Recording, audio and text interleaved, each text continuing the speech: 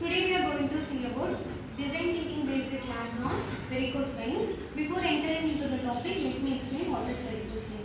Varicose vein is a progressive disorder due to venous system damage or venous hypertension, incompetence venous valves, and also venous pressure changes. Varicose veins, they are dilated, tortuous and elongated superficial veins commonly in the lower extremities. It is commonly affecting the lower limbs such as right leg and left leg, and the veins will be superficial, elongated and tortuous. Like twisted, enlarged veins, it will be visible to the patient. Next is types will be explained by Soumya. Trunk varicose vein, large distal. The first type is trunk varicose vein. In this scenario, the veins are large and twisted. Next is Reticular varicose vein, small, blue or green. in reticular varicose vein, the veins will be small and also it appears as blue or green in color. Spider vein, small, red or green. Spider veins, it is like a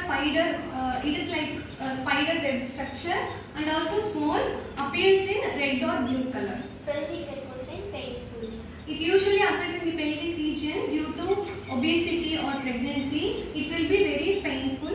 Perforated varicose vein, deep veins. It affecting the deep veins and also perforated. Next is Bulging vein, lumps. it will cause lumps in the affected region. Next will be pathogenesis explained by Yogamita. Pathogenesis, valvular incompetence. The valves will not allow the blood forward, and also it will affect the flow of the venous return. Venous hypertension. The excessive blood pressure in the veins is the major cause for the varicose veins. Venous wall weakness. Due to venous wall weakness, blood cannot move forward regularly. Inflammatory process. Some inflammatory conditions also affecting the veins in the lower limbs. Endothelial dysfunction. In the inner layer of blood vessel, especially in veins, also affecting the varicose veins. Next is clinical presentation will be explained by Samparju. Visible vein, Comparing to the normal veins, these varicose veins will be visible. pain or discomfort. Pain and or discomfort will around the affected region of lower extremities. Swelling also present in the lower limbs. Itchy or burning. Itching or burning sensation will occur around the infected region or varicose vein region. Cramps or restlessness. Especially cramps and restlessness will affect in the night time. It will also affect in the sleep. Next, causes will be explained by Sahana. There are two causes, primary cause, secondary cause. Under primary cause, hereditary predisposition. There are two types of causes for varicose veins, primary and secondary. In primary cause, the first one is hereditary predisposition. Family history of varicose vein will also be a risk factor for varicose vein. Congenital anomalies. By birth, the veins will be affected. So congenital anomalies also a major role in varicose vein. Deep vein thrombosis. In secondary cause, the first causes deep vein thrombosis. Blood clot present in the deep veins. It will also affecting the blood flow, lead to varicose veins. Pelvic compression. Pelvic compression, high pressure in the pelvic region due to excessive weight such as obesity and also pregnancy. Hormonal changes will also affecting this. Trauma or surgery. Any kind of accident or surgery, in that surgery the surgeon will affecting the veins will also lead to varicose veins. Next is investigations will be explained by Manirash. Investigations, clinical assessment. In clinical assessment, we will examine the patient lower extremities such as it will appear as blue or green or red or blue or a visible large twisted or it is like a spider web structure.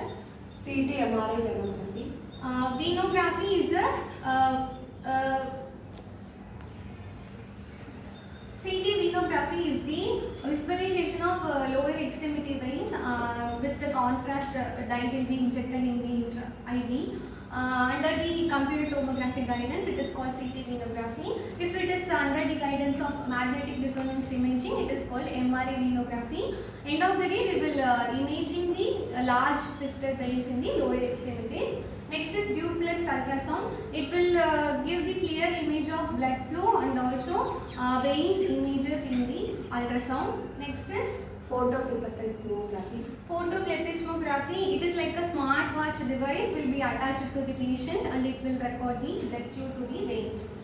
Laboratory test, D-dimer, coagulation studies. In D-dimer coagulation studies will indicate the blood clot in the body. D-dimer is a protein that will occurs in our blood when the blood clot is break down. If D-dimer or coagulation studies is abnormal, patient will have DVT and or blood clots in the lower extremities. Next is management will be explained by Ganga.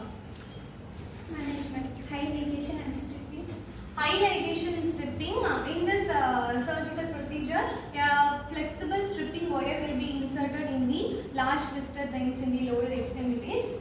Stripping, Next is endovenous thermal ablation. There are two types in the endovenous thermal ablation. EVLA, Endovenous, laser application. we will endovenous laser ablation under the duplex ultrasound guidance. Fiber laser into the vein will be inserted, and also in radio frequency ablation we will use radio frequency waves to cure the varicose veins. Next is sclerosant will be injected in the large twisted veins to cure the varicose veins. Ambulatory phlebotomy. Ambulatory phlebotomy, we will cut down the affected part. Next is Non-thermal